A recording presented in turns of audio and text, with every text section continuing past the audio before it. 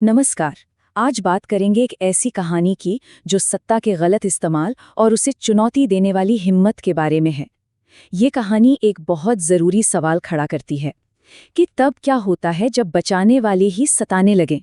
कहानी की शुरुआत होती है एक डिस्ट्रिक्ट मजिस्ट्रेट के इन शब्दों से। उन्होंने ठान लिया था कि एक भ्रष्ट पुलिस इंस्पेक्टर के खिलाफ एक्शन लेना ही होगा। ये सिर्फ एक सोच नहीं थी, बल्कि एक मिशन की शुरुआत थी। तो चलिए, सबसे पहले समस्या को समझते हैं। ये पूरी कहानी एक ही आदमी के इर्द गिर्द घूमती है, इंस्पेक्टर विक्रम सिंह। एक ऐसा नाम जो अपने इलाके में कानून का नहीं, बल्कि खौफ का दूसरा नाम बन चुका था।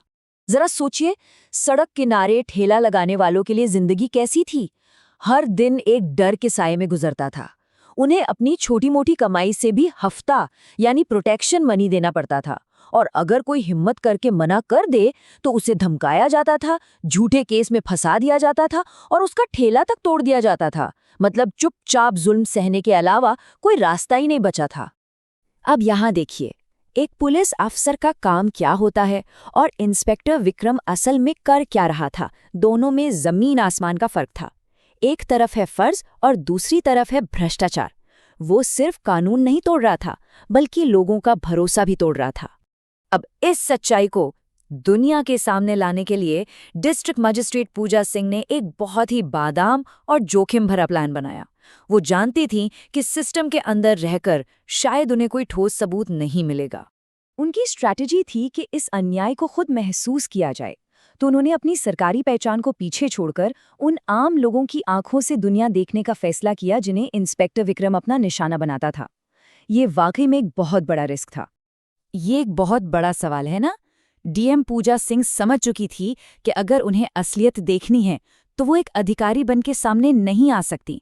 उन्हें एक आम इंसान बनना था, ताकि वो सच को देख सकें जो सत्ता की चमक दमक के पीछे अक्सर छिप जाता है। और हुआ भी वही। भेष बदलने के बाद डीएम को इंस्पेक्टर विक्रम की करतूतें देखने के लिए ज्यादा इंतजार नहीं करना पड़ा। भ्रष्टाचार तो दिन दहाड़े खुलेआम चल रहा था। यहाँ हमें इंस्पेक्टर के काम करने का तरीका साफ साफ दिखता है। एक ठेले वाला अपनी मजबूरी बता रहा है, गिड़गिड़ा रहा है, लेकिन जवाब में उसे हमदर्दी नहीं, बल्कि उसका ठेला तोड़ने की धमकी मिलती है। ये सीन पावर के गलत इस्तेमाल का एक जीता जागता उदाहरण है।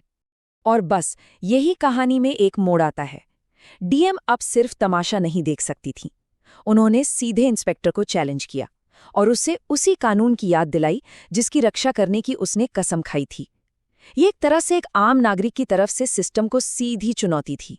जब अपनी सत्ता को चुनौती मिलती दिखी तो इंस्पेक्टर ने वही किया जो ऐसे लोग करते हैं। उसने हिंसा का सहारा लिया। उसने भेष बदली हुई डीएम को थप्पड़ जड़ दिया। लेकिन डीएम ने भी पलटकर उसे थप्पड़ मारा। ये सिर्फ एक जवाब नहीं था, बल्कि उस सड़े हुए सिस्टम के खिलाफ एक खुली बगावत थी। एक आम इंसान का साथ देने की सजा। उन्हें फौरन गिरफ्तार कर लिया गया और पुलिस जीप में घसीट कर ले जाया गया। इंसाफ के लिए आवाज उठाने की कीमत उन्हें तुरंत चुकानी पड़ी। लेकिन जेल में जाकर डीएम को एहसास हुआ कि वो अकेली नहीं है।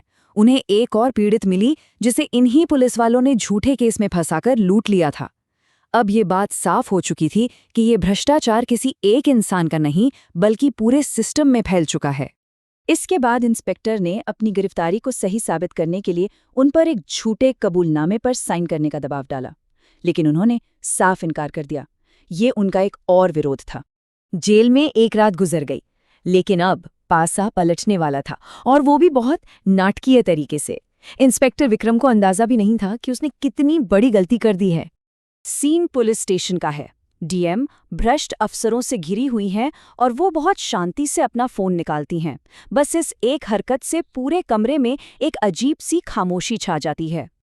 और बस एक फोन कॉल, और उस कमरे में पूरा का पूरा पावर डायनेमिक ही बदल गया।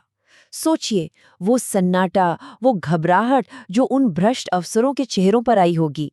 खेल अब खत्म हो चुका था।